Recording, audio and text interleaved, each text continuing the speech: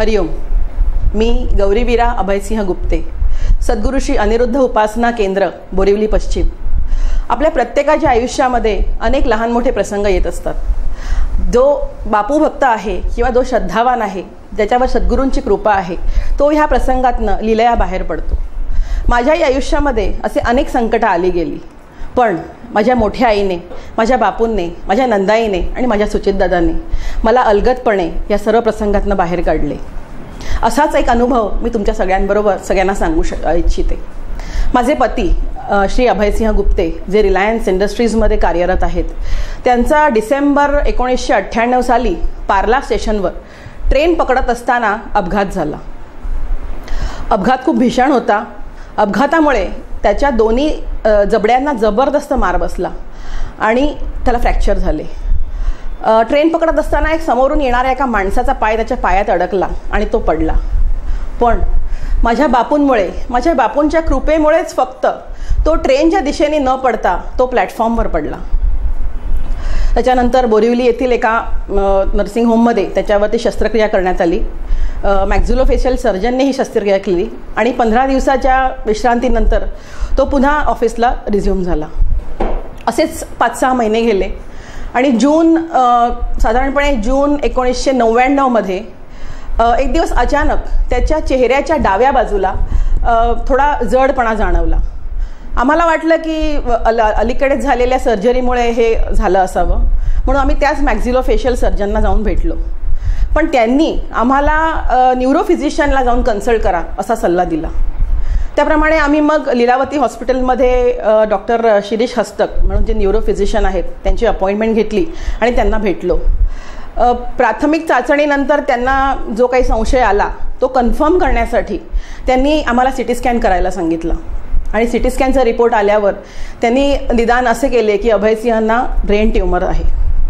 ट्यूमरचा size फार मोठा असल्यामुळे हे सर्जरी लवकरात लवकर करावी अशी त्यांची इच्छा होती. सर्जरी ऐकूनच आमच्या पायाखालची जमीन सरकली.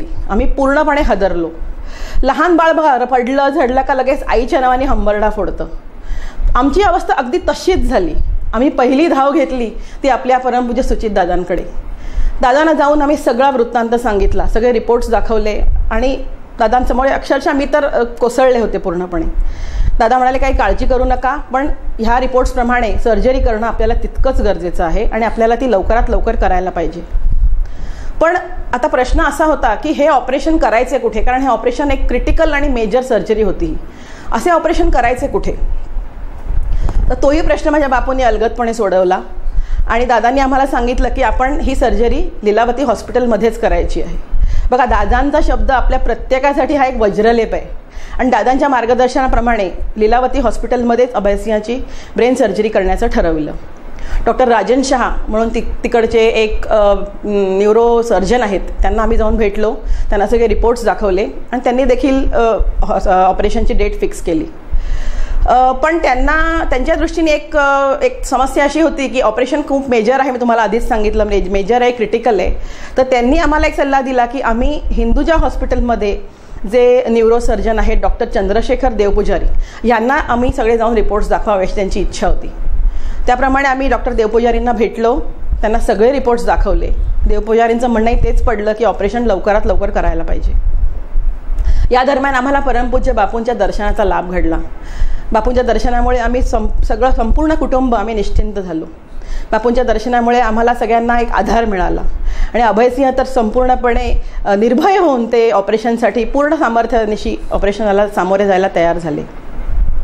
ऑपरेशन जवळजवळ 12 तास चालले. म्हणजे ऑपरेशनची तारीख 7 जुलै ठरली आणि सकाळी 9ला त्याला ऑपरेशनला घेण्यात आलं. ऑपरेशन जवळजवळ 12 ते 12.5 तास चालले. आम्ही सर्व कुटुंबीय बाहेर बसून परमपूज्य बापूंचे नामस्मरण करत होतो. पण एक सांगायचं म्हणजे आमच्यापैकी कुणाच्याही मनात कुठलाही विपरीत विचार मनात आला नाही आणि हे फक्त आणि फक्त माझ्या बापूंमुळेच. ऑपरेशन चालू असताना अभयसिंहांचे सगळे पॅरामीटर्स नॉर्मल होते. बघा, सर्वसाधारणपणे कुठच्याही ऑपरेशन चालू असताना जर पेशंट कोऑपरेट करत नसेल, पेशंटचं ब्लड प्रेशर किंवा इतर रिडिंग्स जर वरखाली झाली तर सर्जन्सना अनेक अडथळे येऊ शकतात सर्जरी करता वेळी. पण अभयसिंहांच्या बाबतीत असं काहीच झालं नाही. त्यांचे सगळे पॅरामीटर्स नॉर्मल असल्यामुळे सर्जरी व्यवस्थित पार पडली. त्याच्यानंतर ऑपरेशन जवळजवळ 12 तास चालल्यानंतरसुद्धा डॉक्टरांना संपूर्णपणे हा ट्यूमर काढता आला नाही. हा ट्यूमर त्यांना जवळजवळ फक्त 80%च काढता आला, 20% ट्यूमर त्यांना तसाच ठेवावा लागला. याचे कारण असे त्यांचे काही सर्जिकल लिमिटेशन्स असतील, पण त्यांना तो काढता आला नाही. आणि ह्या ऑपरेशनच्या वेळेला तुम्हाला एक गोष्ट सांगायची म्हणजे ह्या ऑपरेशनच्या वेळेला डॉक्टर राजन शहानी, डॉक्टर देव पुजारी ह्यांना ऑपरेशन थिएटरमध्ये बोलवून घेतलं होतं. कारण त्यांना असं वाटलं की ड्युरिंग सर्जरी त्यांना जर काही सेकंड ओपिनियन घ्यावं लागलं तर ते डॉक्टर देव पुजारींना तिकडेच कन्सल्ट करू शकतात. आणि डॉक्टर देव पुजारी देखील पूर्ण 12 तास ऑपरेशन थिएटरमध्ये थांबले होते. आणि एक गोष्ट सांगायची म्हणजे त्यांनी ह्याचा काहीच शुल्क आमच्याकडून घेतलं नाही. ही फक्त माझ्या बापूंचीच कृपा असू शकते. ऑपरेशन 12 तास चालून सुद्धा तुम्हाला म्हटल्याप्रमाणे पूर्ण ट्यूमर निघाला नाही. 20% ट्यूमर त्यांना ठेवावा लागला. डॉक्टर राजन शहांनी आम्हाला सांगितलं की हा जो 20% ट्यूमर आहे ह्याच्यावर आपण गॅमा नाईफ ट्रीटमेंट करूया. आता ही गॅमा नाईफ ट्रीटमेंट जी आहे ती त्यावेळी नवीनच उपचार पद्धती होती आणि ही उपचार पद्धती फक्त हिंदूजा हॉस्पिटलमध्ये होत होती. आणि ते करणारे एकमेव डॉक्टर होते ते म्हणजे डॉक्टर चंद्रशेखर देवपुजारी. माझ्या बापूंची लीला बघा तुम्ही. डॉक्टर देवपुजारींना त्यांनी आधीच ह्या केसमध्ये इन्व्हॉल्व करून घेतलं की जेणेकरून पुढे येणाऱ्या सर्जरी त्यांना सहजपणे पार पाडता येणार होती. अजून एक गोष्ट मला सांगायची अशी की कुठच्याही पेशंटला बघा ऑपरेशन झाल्यानंतर एक प्रचंड भीती अशी असते ती म्हणजे हिस्टोपॅथॉलॉजिकल रिपोर्टची. पण माझ्या बापूच्या कृपेने हा हिस्टोपॅथॉलॉजिकल रिपोर्टसुद्धा दाखवत होता की हा ट्यूमर आहे तो बिनाईन आहे, म्हणजे हा नॉन कॅन्सरस आहे. अनिरुद्धा तुझा मी किती ऋणी झालो, अनिरुद्धा तुझा मी किती ऋणी झालो. ह्या ट्यूमरचं गॅमा नाईफ ट्रीटमेंट जवळजवळ ऑगस्टच्या पहिल्या आठवड्यात करण्यात आली आणि 15 दिवसाच्या विश्रांतीनंतर अभयसिंह परत ऑफिसला रिझ्यूम झाले. त्यानंतर एक 5-6 वर्ष अशीच गेली आणि फेब्रुवारी 2005मध्ये एक घटना घडली.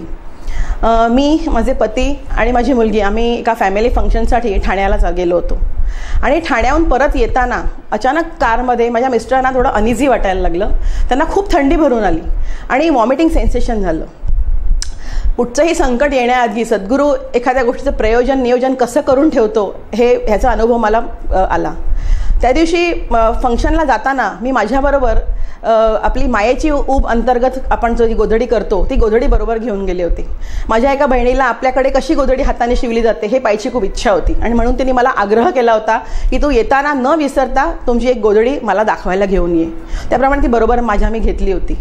जेव्हा अभयसिंहांना खूप थंडी वाजायला लागली तेव्हा मला अचानक आठवलं की नाही, अरे आपल्याकडे तर नंदाईची गोधडी आहे आणि मी ती मायेची ऊब त्याच्या अंगावर पांघरली. ही तर फक्त माझ्या नंदाईचीच कृपा आहे. त्यानंतर त्याच्यामुळे त्या गोधडीमुळे त्याला थोडंसं थंडी त्याची कमी झाली. पण आम्ही बोरिवलीला घरी पोचेपर्यंत त्याची कंडिशन जास्त खराब झाली. त्याला खूप ताप भरला आणि उलट्याही होत होत्या. दुसरी औषधोपचार आम्ही घरच्या घरी केले पण त्याचा जास्त काही फरक पडला नाही त्याच्यावरती. उलट त्याची कंडिशन जास्तच बिघडली. त्याचं बोलणं अस्पष्ट झालं आणि त्याला काहीच समजेन असं झालं. आम्ही आमच्या फॅमिली डॉक्टरना बोलवून घेतलं. त्यांनी मध्यरात्री येऊन त्यांना इंजेक्शन दिलं आणि आम्हाला सांगितलं की तुम्ही ताबडतोब त्यांना बोरिवलीतल्या एका हॉस्पिटलमध्ये ॲडमिट करा. आम्ही त्यांना ॲडमिट केलं आणि मी व माझ्या दिरांनी ताबडतोब डॉक्टर शिरीष हस्तकना लीलावतीमध्ये कॉल करून ही सर्व वृत्तांत सांगितला. त्यांनी आम्हाला ताबडतोब त्यांना लीलावतीमध्ये ॲडमिट करायला सांगितलं. त्याप्रमाणे आम्ही सकाळीच लगेच ॲम्ब्युलन्समध्ये त्यांना घेऊन लीलावतीमध्ये त्यांना ॲडमिट केलं. डॉक्टरांनी त्यांना तपासल्याबरोबर त्यांना मेनिंजायटिस हे निदान केलं.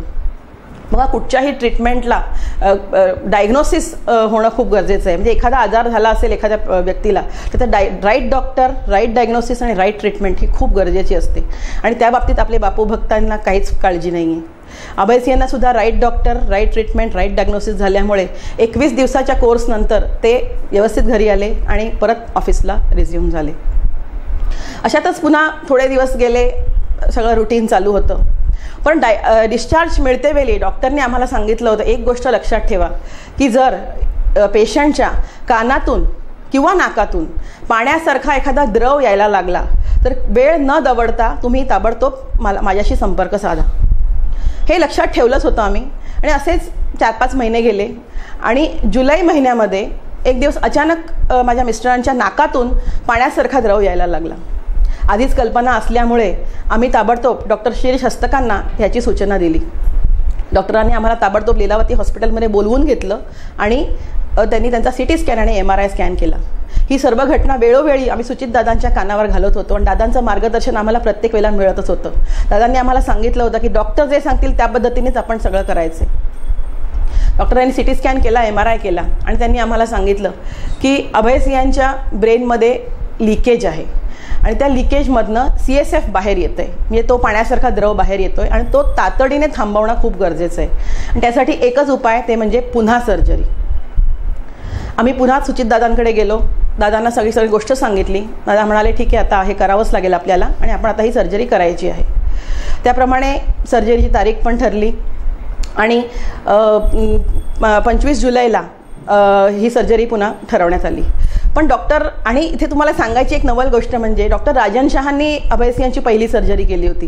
साधारणपणे कुठलाही डॉक्टर एका प्रायव्हेट हॉस्पिटलमध्ये 2 ते 3 वर्षाच्या पुढे राहत नाही. पण डॉक्टर राजन शहांनी 99 साली जी सर्जरी केली होती त्याच्यानंतरसुद्धा ते 2005 पर्यंत लीलावती हॉस्पिटलमध्येच कार्यरत होते आणि त्यामुळे आताही ही सर्जरी डॉक्टर राजन शहाच करणार होते. डॉक्टर राजन शहांना एक समस्या भेडसावत होती, म्हणजे त्यांना तो लिकेजचा एक्झॅक्ट स्पॉट सापडत नव्हता. म्हणून त्यांनी आम्हाला सांगितलं की हा स्पॉट मला सापडत नाही आणि हा जर स्पॉट सापडला नाही तर पुन्हा ही सर्जरी एक मेजर सर्जरी होईल आणि पुन्हा तितकेच तास लागू शकतात.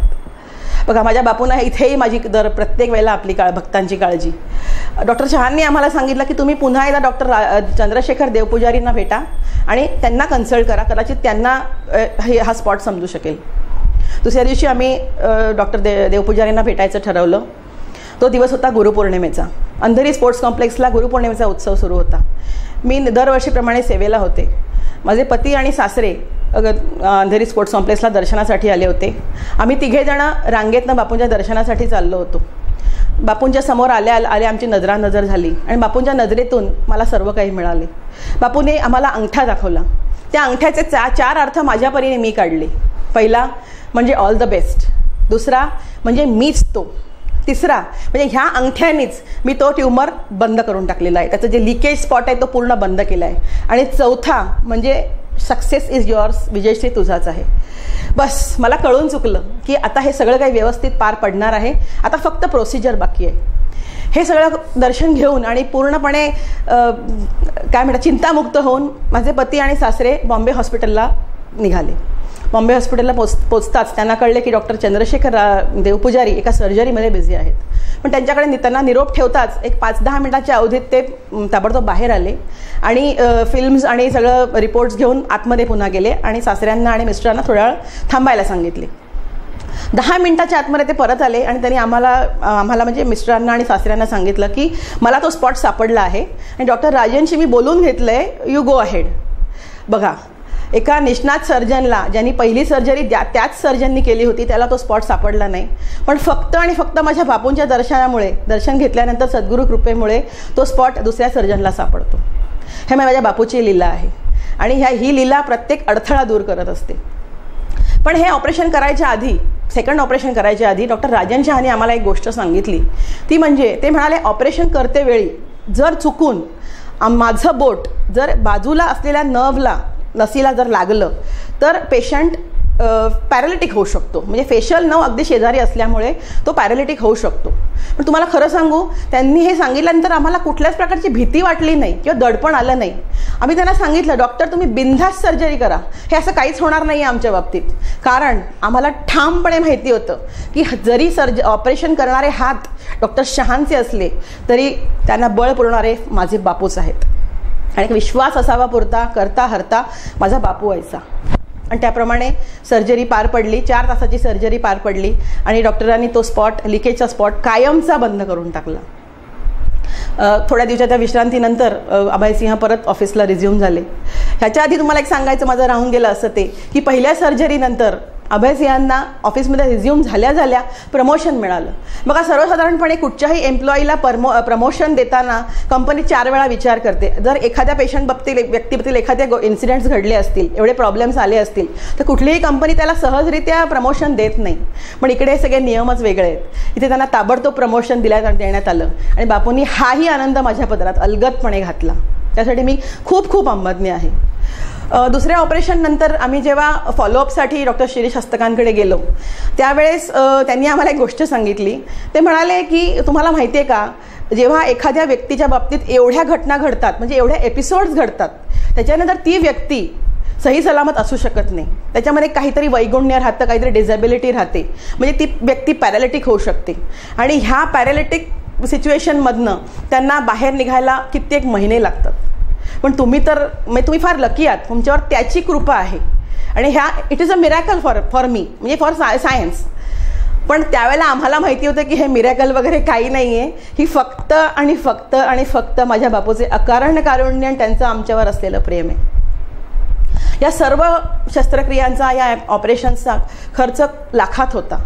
पण तुम्हाला खरं सांगू, आम्हाला एकही पैसा मोजावा लागला नाही, कारण कंपनीने हे सगळा खर्चाचा भार उचलला होता.